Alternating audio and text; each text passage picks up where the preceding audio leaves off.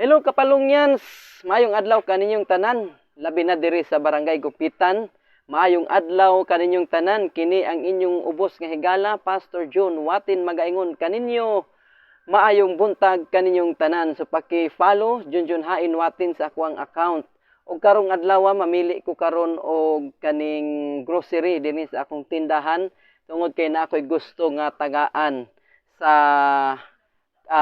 amo ang membro karon sa among simbahan. So mao na nga nalipay pud ko karon nga kini akong gibuhat tungod kay para kini nga makatabang sabta ngadto sa atong mga kaubanan dinhi sa simbahan. So bani ko ninyo sa ako ang vlog karong orasa.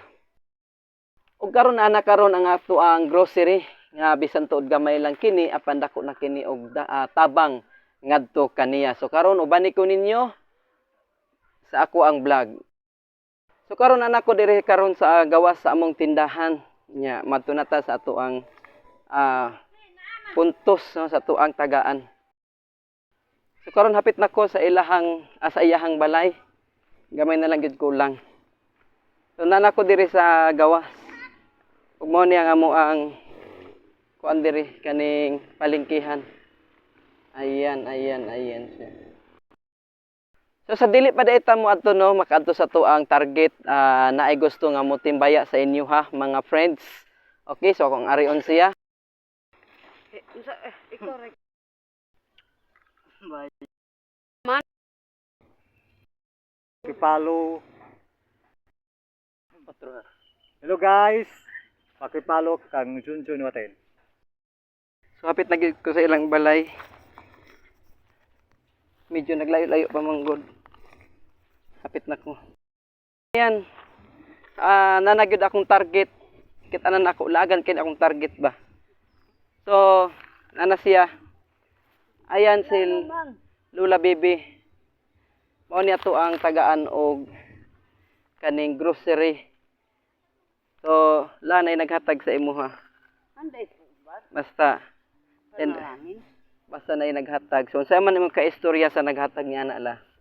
Ano anday na akay? Sige lang, istorya lang diya. Salamat. Na kay karo Bisaya ko Oh, nubo. bisag unsa.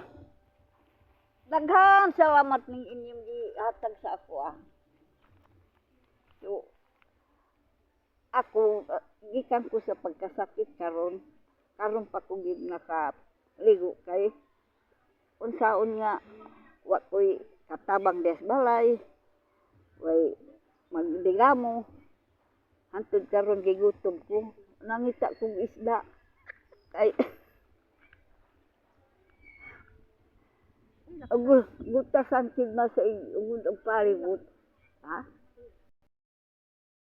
sa ini ibagay no suportari ito panalangin sa Facebook ni Junjun so ano pirmamin tik panalangin.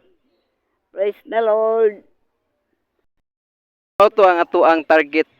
Mo ni si Lula Bibi. So si Lula Bibi di ay wala na ni siya ay pamilya kay lagyo na yang pamilya. So karon ni puyo siya diri sa iyahang balay. So dili na to makita ang iyang balay tungod kay naglakaw siya na siya sa nanilingan siya nya diri na ako natagbuan sa dalan. Mao na nga akong i-flash lang unya ang balay ni Lula Bibi sa pag-uli nako. So kana lang o God bless padayon ta sa pagtan-aw. Ayan, so malapit na tayo sa sa bahay ni Lula Bibi, yung target pa kanina na binigyan natin ng grocery. So karon akong ipakita sa inyo ha. Mo ni iyang gipuy-an diri. Dili ni niya balay, kuan ni siya kaning tindahan ni siya diri pero tungod kay walay nagpuyo, so siya nagpuyo diri. So diri siya nagpuyo pila na ka years. Ayan, nakita ninyo sa kuang video karon. So mo ni iyang kuang gipuy-an diri. Kini di ay nga building sa palengke ni siya. Nya di man siya pwede nga modugay diri tungod kay iya man ni sa government pero tungod kay wala man nagamit so kuan kanini ang diri pa gid siya makapuyo. So makita ninyo karon sa kuang video. Ayan si Lola. Nagpaabot siya og daghang salamat kayo labi na sa grocery nga atong gihatag karon. Salamat kay sa grocery nga gihatag sa ako ang asawa. So lang naghatag day ana si pastora ang naghatag ana. So unsay imong kaistorya kang pastora? Daghan salamat po. Ayan, so salamat kayo mayong buntag sa tanan. Kini ang inyong ubos nga higala. Pastor John Watin, magaingon kaninyo dalaygon ang Dios. Kapalungyans, please support, like, and share John Hain Watin. Ako magaingon kaninyo dalaygon ang Dios.